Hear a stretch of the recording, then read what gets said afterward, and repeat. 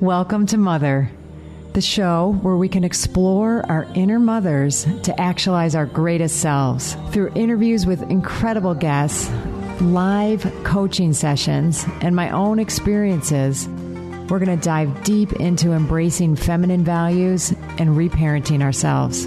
So be prepared to show up, hold space, and be mothered in a way you never have before, but have always needed.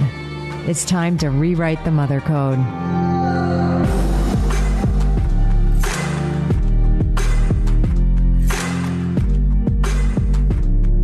Hi, and welcome to this week's episode of Rewrite the Mother Code with me, Dr. Gertrude Lyons. So this is a solo episode, and I've been kind of procrastinating a little, getting these done. It's just always so much easier to do an interview where you're interacting than to hop on. But anyway, enough said. Here I am. And I'm just going to picture and imagine all of you in front of me that I get to share and speak with. And that makes it a whole lot more fun and real. Yeah, so as I picture all of you, at the same time, I have just a beautiful vista and view out the window here where I'm recording in an Airbnb in Dukes, Ireland.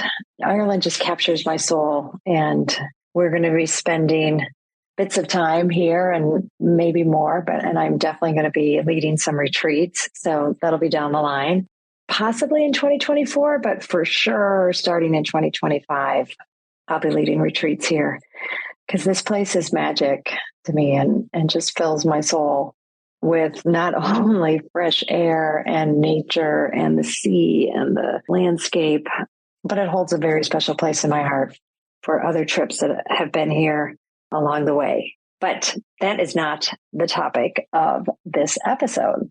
But you will be hearing more and more about my journeys here and the journeys that I plan to have. But yes, I am doing an actual retreat in Mexico in the fall, the 21st through the 25th.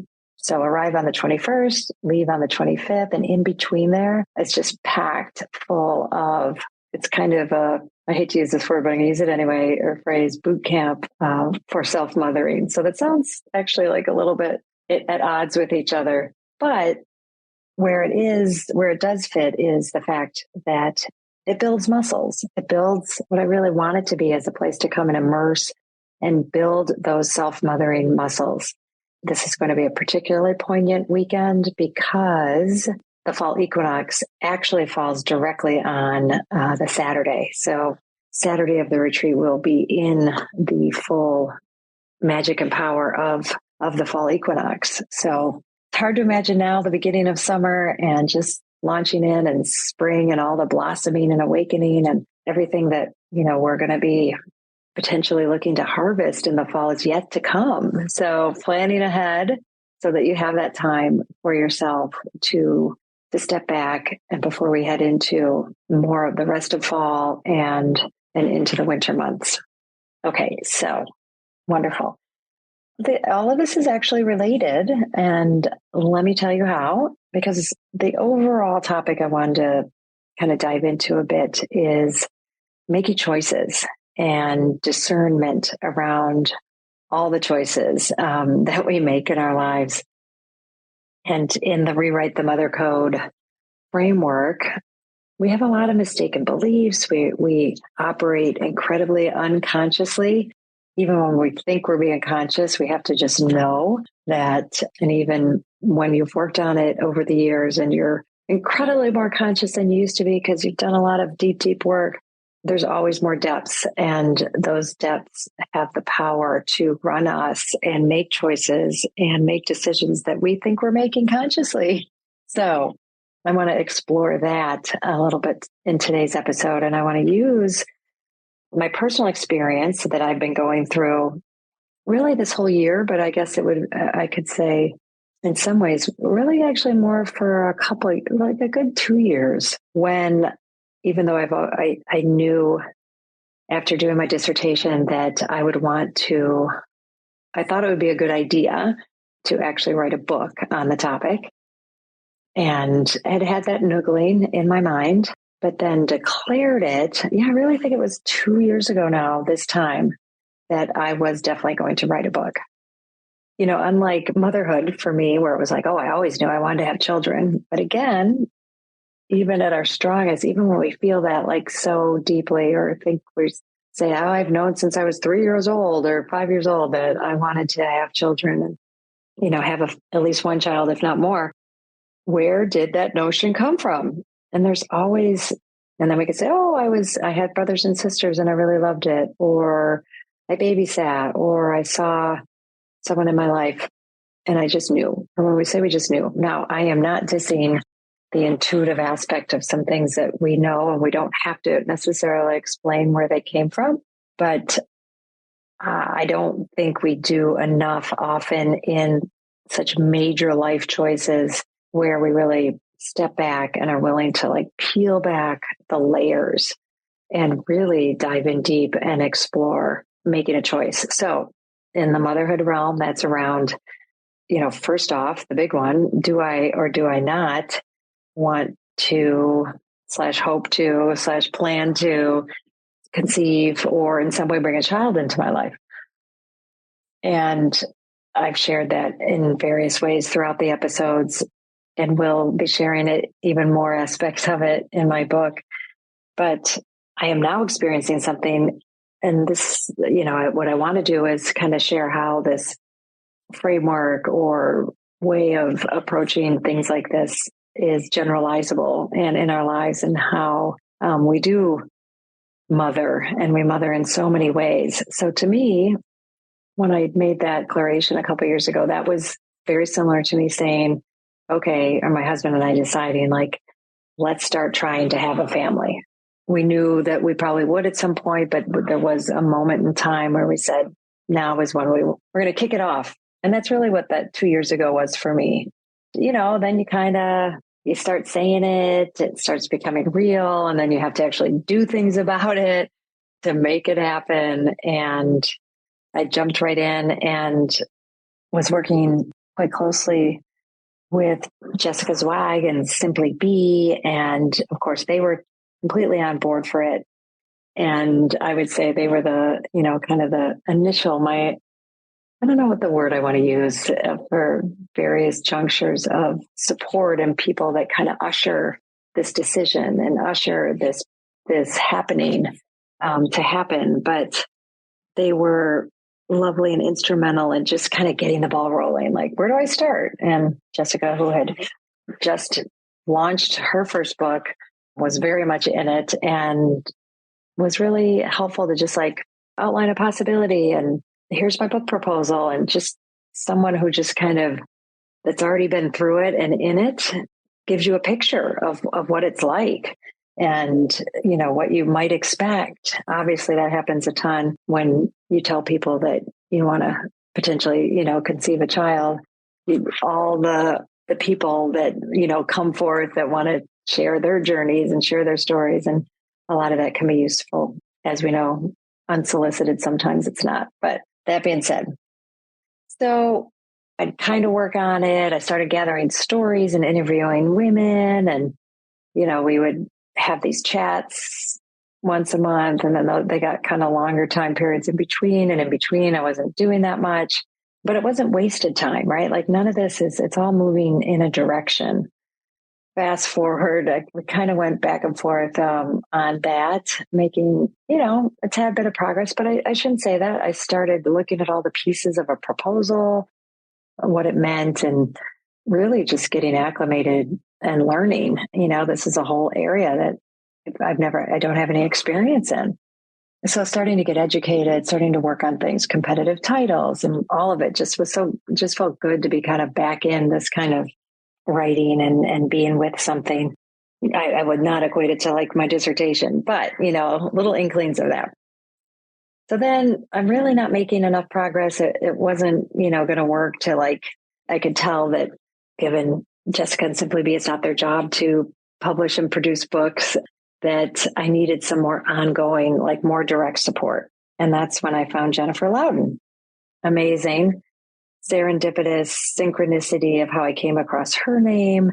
And she happened to write one of my favorite books when I was pregnant called The Pregnant Woman's Comfort Book, because the book I thought was going to be my favorite book, What to Expect When You're Expecting, turned out to be probably one of my least favorite books. And I'm not completely dissing it. It serves a purpose, but more as like a reference book, because it's not the kind of book if you want to feel hopeful and feel excited and just kind of have and humor and, being in it. Well, just like the title says, A Pregnant Woman's Comfort Book.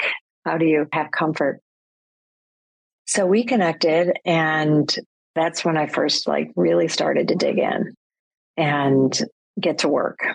And I was shocked because I thought I had been working on it, but things got much more real, right? So now, kind of similar, in the working on it, it's like, okay, like a book that a child doesn't happen well, it can, but it wasn't happening to just have periodic contact with it and expect it to just kind of magically appear and happen. So I realized oh, okay, it's not going to be like that. So having somebody that would not just be accountability for me, but someone with knowledge and expertise and has published and had bestsellers and coaches people in their book writing and all the way through publication. At the time, I thought the best way to go, and really the only valid if you're going to have a book out, was to get a big publishing deal. And, I said to myself, even if that ends up not being the way I go, I still am very glad that this was the way I got things moving, because everything you have to do in a book proposal for a big publisher is all stuff you're going to need to do at some point and look at it.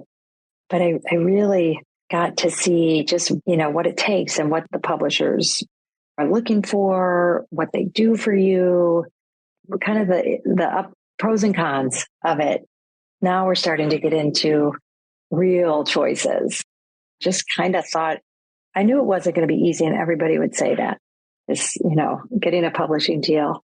But I just kept allowing and digging in to let that truth really really be real for me. And, based on the size of my platform and, given that it's a publisher's, main objective when they take your book is that, they can guarantee at a level that it will sell, and they want to sell books. And if you already have a great platform, it's going to be so much easier to sell your book because you can, advertise and get it out to tons of people. So I'm like, okay, well, that's a good incentive to get my platform numbers up and all of that. And just really seeing and then exploring other options. And I just give Jennifer huge credit. In the meantime, I'm fleshing out an outline. I'm really looking at wow, what does it take to put these ideas that I've been coaching people in and speaking on and leading retreats.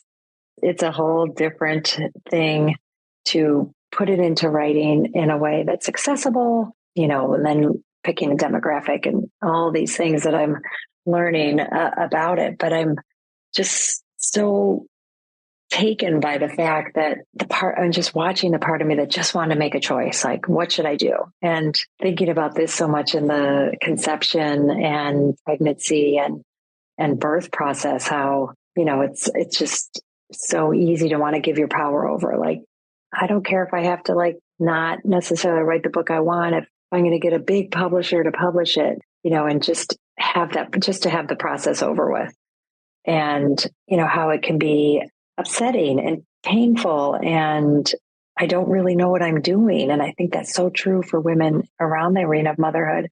It's one of those things, and for some reason, because I've written articles, written a dissertation, I'm just supposed to know this, and I should intuitively and have things figured out. And that's, what gets women into such a pickle, because there's so much we don't know, and we've never had the experience before, and I've never written or published a book before. So how am I supposed to know all this? All the new information and everything just feels so overwhelming that, of course, I want to look to an expert in the field and people who have done this before, and they should know. Soon figured out well, there are a lot of people who know, but their perspectives and their opinions And gosh, guess what? It was going to just circle right back to me again. And what do I want? And I would hear, this a lot. And be asked the question, what's the goal? What's your goal in writing the book? Like, because there could be lots of different reasons people write a book. And that's anything from, well, I just want to have it because it's good credibility. I want it to be a good, decent book, but I'm not like trying to write a bestseller. I want it to amplify my platform, or I want to sell as many copies of a book as possible, or I want, it's a legacy. My name is, will be there forever on this book. All are valid reasons, but what's my reason? Right? What's my reason? And that is the ultimate of what we want to get to. And when you rewrite your mother code, you write your ideal. What do you want? What do you yearn for? And I yearn deeply to make a difference.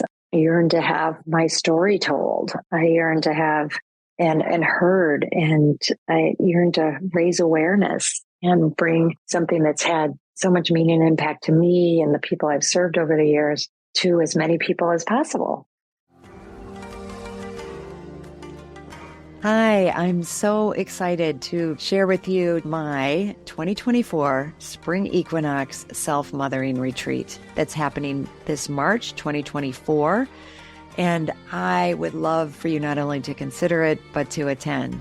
But in considering it, hey, just knowing that you would be leaving cold weather, if that's the space that you're in, and coming down to just magnificently beautiful, warm, nourishing place of Zihuatanejo, Mexico. Zihuatanejo meaning land of the goddess women, and coming to really take time for yourself. Okay. And that I am learning more and more isn't just a nice thing to do or something extravagant or something selfish. It's essential. And I really want you to take it seriously, to consider, just think about what would it take for me to go. It's a 5.5-day retreat, getting from where you are, getting there, landing there, and then being in a space that is all about you. It's all about nourishing you. It's all about tuning into you, using everything around us, the nature, the food, the beautiful people, the rituals, ceremonies. I bring it, we really bring it. And we go deeper and deeper as the days go on, and we release, we let go, we bring in what is nourishing, what is empowering, what is that space of just really divine feminine energy. And we do it in the community of women. It's not for everyone. I will be honest, if that idea of leaving and not making it work, or it's just too hard, not for you. If the idea of, spending that amount of time inwardly focused and going to that level of self-awareness doesn't sound like something you're willing to do or put the time and energy into, then it's not for you. And it's good to know that, right? So this is for people who are serious about what it means to mother themselves, what it means to take time for ourselves, and that gift and what that gift can bring to us. It was originally right after my fall retreat. It filled right up. But now some people, it turns out, are not able to come. So I do have a handful of openings. And if you're listening to this and you're willing to take that step, please reach out to me. We can do a discovery call, or you can put a deposit down. I would love that. And you can do that by going to my website, www.drgertrudelyons, DrGertrudelyons.com. Go to events, and there you go. It'll all be there. There's a beautiful page there for you to explore. I look forward to hearing from you and then seeing you on my spring retreat.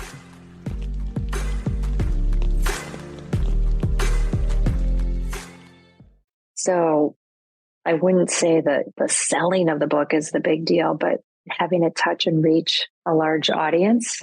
And I can't believe I didn't say this first, because literally when I would ask this question, a very high on my list was focusing on myself first, which was, I think this is a really valuable process. This is putting me in touch with my material in a way that I haven't before. And I plan to learn and grow and transform in the process, and holding that as one of my main tenets and intentions in this. And then out of that, next in line, to make a difference, to have it, the contents, impact and allow women to think differently, raise awareness, and just with what this podcast, what this episode is about, like learn the importance or, be aware of what's possible when you really deeply discern choices. And then things started, as I was diving into that, then things started happening. Like, my work with Jennifer was starting to produce solid outline and an annotated outline that was going to be part of the process either way. There came a choice point. This was really going to dictate how I was going to use my time going forward. How do I want to go for a big publishing deal and go that route? Do I want to self-publish? Kind of in conjunction with self-publishing, you just get help with it in hybrid publishing. I decided in a retreat with Alexia Vernon. I went into that retreat knowing that I wanted to choose and decide. And there were people there who had written and published books all sorts of ways. So I had really good information coming at me, but also we did some deeper experiences, and I created a mask that showed the parts of me that on it represented the parts of me that I hide. I'm going to call it the good and the bad, things that I hide or want to keep. And one of them was my creativity and my gifts and my pain. And I really realized that I really want to write the book I want to write. I don't want to be overly hindered by what a publisher says and how it should be so it will sell, but one that is true and an integrous with my experience and that I think will bring value. And, obviously, hopefully it sells, but most importantly, that it brings value. So I came out of that retreat saying, nope, definitely not going to go the get an agent, big publishing route. And that was huge. It was drawing a line in the sand. And sometimes for women, that's deciding if they are going to pursue having a child or not, or what kind of birth they're going to have. Anything from, a medical birth to a home birth and everything in between. Like those big choices, and then you make it, and then things start unfolding from there. And they did. And then one of my retreat participants, Anya Rock, she introduced me to a woman who has started a publishing company, Rise Books. Rise and Ascend are her two publishing aspects. And she's like, I just think you two should talk. So hours and hours of conversation later and exploration and really like going to my coaches and even, with Jennifer, because this would change our relationship, in letting people be devil's advocate. Like, what if I go with the deal that she's proposing to be a Rise author, so published under her name, under the name of her publishing company, and the support and the investment and everything that entailed, really had to look at, again, these same things over and over. And in the end, and do due diligence, because again, I just wanted it over. I just wanted some easy way out of this, but I kept at asking hard questions and discerning, through critical thinking and getting different viewpoints. But in the end, knowing that, and I had a strong feeling, a lot of positive feelings about it, but I had to be willing to look at what some of the downsides would be. And, what if this, as a newer publishing company, what happens if it doesn't succeed, and all sorts of things, and ask a lot of questions. And I did. And it just kept affirming, what I hoped might be the result. And it did. And so as of today, I will be working with Kristen McInnes at Rise Publishing. And I could not be more excited, because I feel like I don't just now have a publisher for my book. I have a woman who is really looking to build something for, every type of author, meaning like emerging authors like me with first books, mid-level authors, and already successful authors, but all was really important to me that her whole thing is around books that are going to change the world and create change. And that's super important to me. And I'm so excited. And kind of at the same time, while I was exploring, I met another woman that I hope to still have as part of the process in some way, because I think she will bring just some serious fire to the marketing aspect when we get to that. I want her to be part of it too. And I want you all to be a part of it. I know many of you, there are people listening that I've coached, and your stories are going to be a part of it. And I'm going to want to represent us as well and your journeys well. But now I'm at, this phase. So I don't know. I haven't quite thought like, does this mean would this equate to being pregnant now, or just being clear that, I think it's probably along those lines, because now I'm really going to get to work writing the book. I can put all my energy and efforts toward that have been going into this. So I just took you on a journey, and hopefully you're seeing some of the main points that I want to make, which is around, allowing, and some things I didn't mention, but I did do some breath work around this, and, got kind of other levels. I spoke with, an intuitive woman, a psychic that I love to speak to, because she's very grounded and practical, but also, kind of touches these angel spaces. And she brought up like hard questions to be in and ask. I've really been digging deep on getting clear, why this matters to me and why this is important. So, that's what I want for all of us, in these, this is a big life investment. This will be a big investment of my energy and my time. I feel like I'm in a good space, not alone in it, and getting support and joining a community of other authors and writers, and on a new adventure and exploration. And I know there's going to be a lot more to come, and I'll probably do periodic along the way episodes on the progress as different things emerge and different aspects of the process come forward.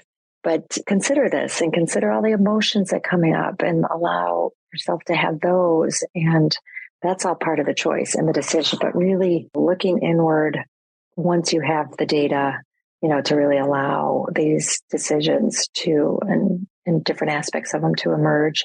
And that doesn't mean, and I don't like using the word like, I know this is the right decision. I made as conscious of a choice as I could, and it was a decision. I try and stray from saying it was, I know this is right because I know better, right? Because I'm sure there's still unconscious things driving this decision, and things that I'm giving up as a result of it, and that won't be part of it because I'm making this choice. So all of that is good and all so important. Also, I don't know, important, but definitely rewarding, fulfilling, and bringing a whole lot more meaning to it. So I am going to sign off here, and my husband and I are going to go out to eat in the little town of Glen Bay, Ireland, and celebrate. Looking forward to being in touch. Let me know any thoughts or reactions, what decisions you're in the process of making that this could apply to, and why, you might want to follow this process and really dig in. Of course, I would love to support you in that. But either way, no matter how you do it, that the doing of it is a really beautiful journey. Thank you so much for choosing yourself and taking the time to listen to this podcast. As always, please rate, review, and subscribe to subscribe to Mother. It helps other people who need this message, aka all women, well, actually everybody, men included, find it. I'm honored to have you on this journey in mothering yourself. Remember, change is uncomfortable, but it's beautiful, and it starts with us. And if you can't wait until next week's episode, follow me on Instagram and LinkedIn at Dr. Gertrude Lyons, or at my website, drgertrudelyons.com. I'll see you next time.